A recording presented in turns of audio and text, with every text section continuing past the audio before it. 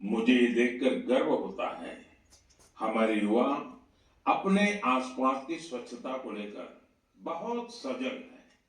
अरुणाचल प्रदेश में हुए एक ऐसे ही अनूठे प्रयास के बारे में मुझे जानकारी मिली है। अरुणाचल वो धरती है जहां देश में सबसे पहले सूर्य की किरणें पहुंचती हैं। यहाँ लोग जय हिंद कहकर एक दूसरे का अभिवादन करते हैं।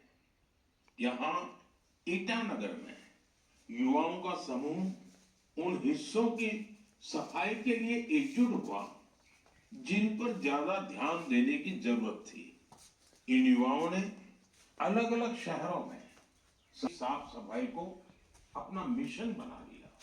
इसके बाद ईटानगर, नाहरलागुन, दोईमुख, सेप्पा, पालीन और पासीघाट, वहां भी ये अभियान चलाया गया।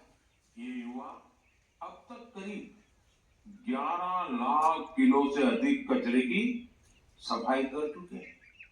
सोचिए दोस्तों, नौजवानों ने मिलकर के 11 लाख किलो कूड़ा कचरा हटाया। साथियों, एक और उदाहरण असम का है। असम के नागांव में वहां की पुरानी गलियों से लोग भावनात्मक रूप से जुड़े हैं।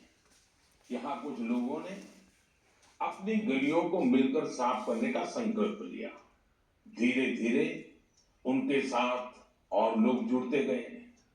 इस तरह एक ऐसी टीम तैयार हो गई जिसने गलियों से बहुत सारा कचरा हटा दिया।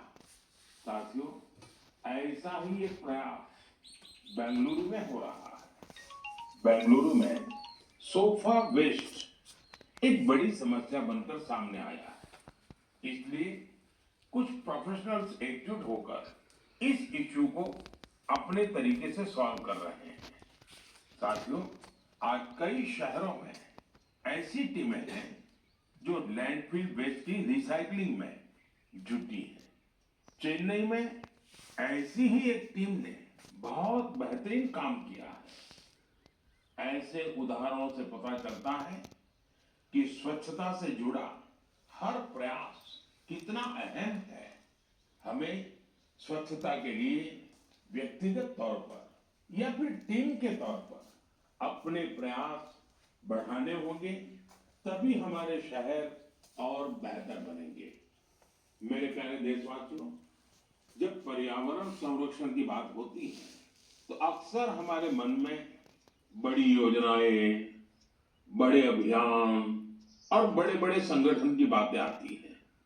लेकिन कई बार बदलाव की शुरुआत बहुत साधारण तरीके से होती है। एक व्यक्ति से, एक इलाके से, एक कदम से, और लगातार की गई छोटी छोटी कोशिशों से भी बड़े बदलाव आते हैं। पश्चिम बंगाल के कुछ बिहार के रहने वाले बेनोय दास जी का प्रयास इसी का उदाहरण है।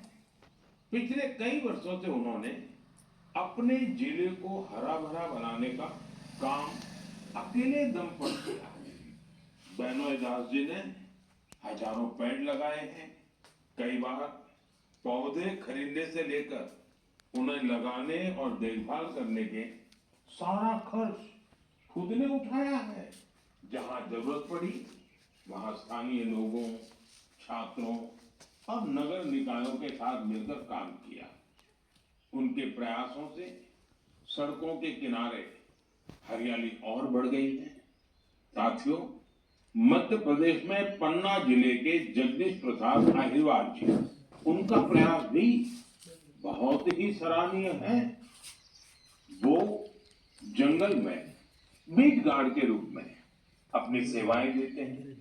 एक बार गश्त के दौरान उन्होंने महसूस किया कि जंगल में मौजूद कई औषधीय पौधों की जानकारी कहीं भी व्यवस्थित रूप से दर्ज नहीं है।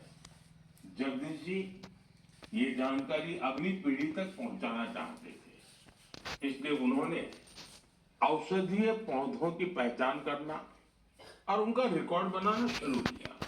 उन्होंने 125 से ज्यादा औषधीय पौधों की पहचान की। हर पौधे की तस्वीर, नाम, उपयोग और मिलने के स्थान की जानकारी जुटाई।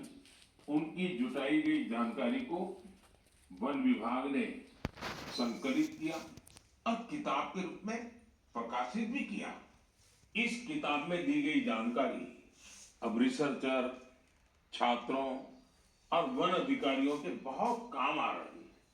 साथियों, पर्यावरण संरक्षण की यही भावना आज बड़े स्तर पर भी दिखाई दे रही है। इसी सोच के साथ देश भर में एक पेड़ मां के नाम अभियान चलाया जा रहा है।